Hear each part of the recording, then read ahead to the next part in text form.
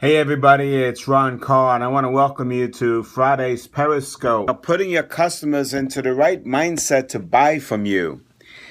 Now, let me ask you a question. For all of you that are joining Ken Williams, how you doing? Let's see the hearts. We want to know who's on it. Martin Limbeck, how are you, my friend from Germany?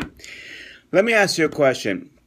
How many of you feel that when you give proposals to your customers that sometimes they're not sure if it's the right thing for them? If that ever happens to you, just say yay. Just shout it out and type it in. Hello, Ken Williams. Tell me, is that happening to you guys when you're giving proposals to your customers and sometimes they just feel whether or not it's the right thing to do? One of the things that we have found out when we give proposals to customers is the following. If you give just one option to your customers, here's the mindset that you put them into. A yes or no type decision. And if there's any doubt in their mind as to whether or not they should buy that product from you, go with your proposal, they will go with the answer of no risk, which is the answer no. And yet we all do that many times. Someone says, well, how much does it cost for this product or service? And we give them a price, and that's the yes, no type answer. And sometimes we just don't get the deal. Now, if you've been in this situation, let me see the hearts. The hearts are important because it tells me whether or not we're talking about something that's of importance to you and something that is of interest to you. And I'm starting to see some green hearts. I need to see some different color hearts. Give me the hearts, show me the love, and I'll give you the answer on how to solve this problem so that next time you put your customers into the right mindset so that they actually do buy from you. Hello, Eric. How you doing? And when you do sit there and join us, please shout out your names and tell me what countries you're from, what cities you're from, so we can see what part of the universe we're actually attracting and helping out. So you're creating a mindset, Holland, welcome Holland. You're creating a mindset that puts your customers into a yes or no type situation, and you never, ever, ever want to do that. Let me stress that again. You never, ever, ever want to put your customers into the mindset as to whether or not they should buy from you, because the moment they have any doubt, they're going to say no. So what do? You give them options. Now, many of you may have heard about options in the past, but options, hello Germany, options are the way to go. Because if you think about it psychologically, now think about this, okay? If I give you just one option to say yes or no to, and you have any fear or doubt, you go no.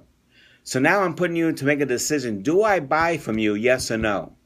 But if I give you options, I eliminate the decision as to whether or not do I buy from you, yes or no, and I turn it into a mindset of which is the best way for me to buy from you.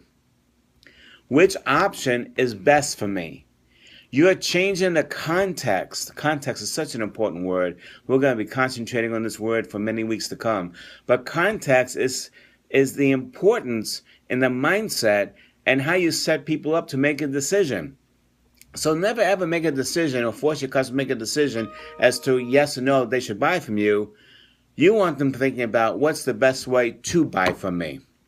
So now, for the person giving me all those green hearts, thank you so much. But let me see the different colors out there.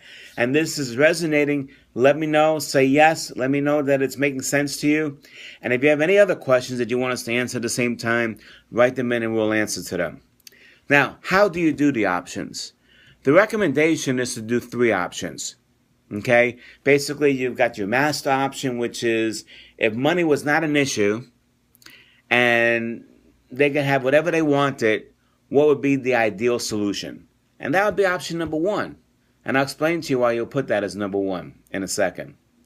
Option number 2 is the option that hits them right in the gut. It's exactly what they're looking for.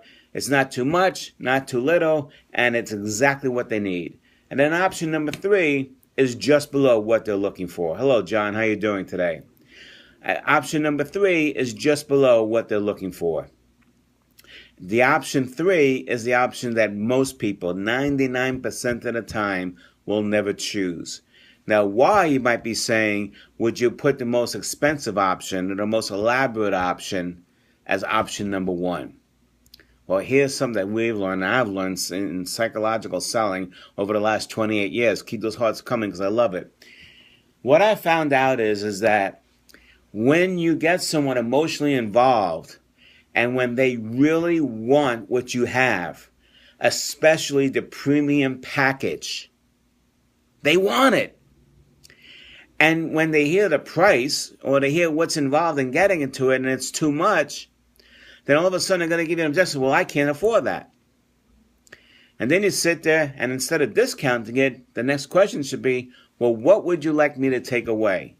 Or we can just go to the second option, which has exactly what you're looking for, but we're just going to remove a few things from this, mega option. And what we found out is that most people do not want to give anything up. Think about yourselves when you go to buy something.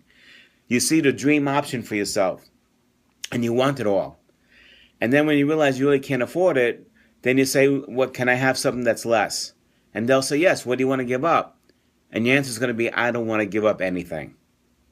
Well, what we've found out is that in 50% of the time, most people won't give anything up, and they'll go for the higher option. And if they weren't budgeting for it, but they were emotionally enrolled, and they're emotionally enrolled in the outcomes that you're selling, and they feel it's the best option, and you're speaking to the right decision maker who has access and power to all different kinds of budgets, they will find the money. Let me give you an example. Many, many years ago, I was doing a keynote for Hertz Equipment Rental, which was a division of Hertz Corporation. They rented the big backhoes.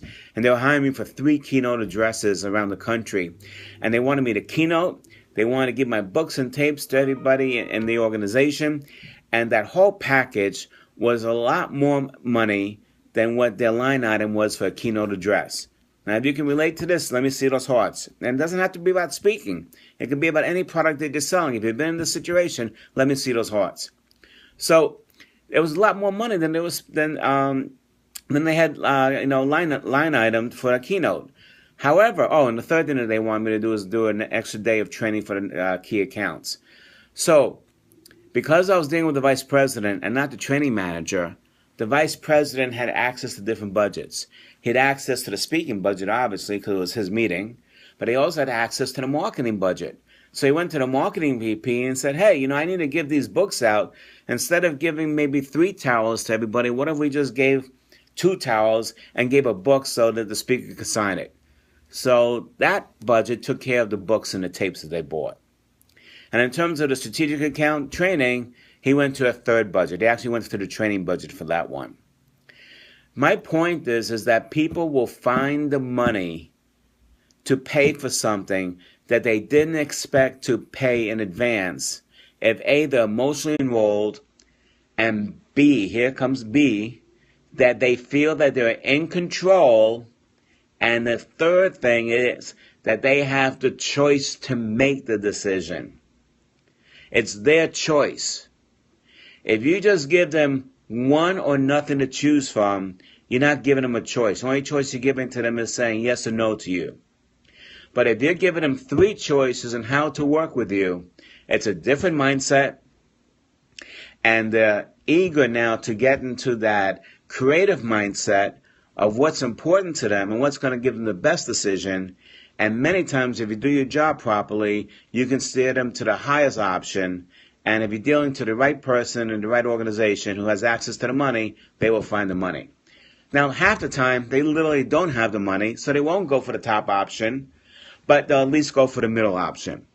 And what we've found out is by giving them 3 options versus just one proposal, one option, the closing ratio is often increased significantly. Because again, you're changing the mindset on how they're hearing from you. If they have any doubt about the one option that they're giving to you and they say no, you have no deal. But by giving them the 3 options, you're changing the context and how they're viewing what you're proposing. And the decision is no longer, do I work with him, yes or no? It's now a question of what's the best option out of the 3 to work with her. So options are key to increasing your closing ratio, increasing the dollars that you get from each deal that you're getting, and from also increasing the relationship. Because by giving options, you're giving people the opportunity to feel that they're in control, it's their choice, and they'll be viewing you at a higher level than if you're just forcing them to make a decision one way or the other. And that's what we're going to be talking about today, or that's what we did talk about today, the concept of options. Now, if you enjoyed this, let me see those hearts. If you have any questions about this, or you have any other questions that you want me to talk about in future Periscopes, please type them in. And for those that are listening on the replay, let's see the hearts also then, because those are important. I intend to keep these Periscopes short and sweet because you're busy and you're out there selling. So today, we're done. It is Friday afternoon. Don't go home. Don't go play golf. Go make that next call.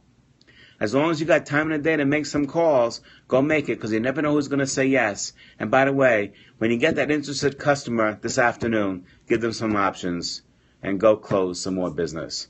I wish you all the best. Have a great weekend. And until next week, this is Ron Carr, author of the CEO best-selling book, Lead, Sell, or Get Out of the Way. Thank you, Ken. Have a great day.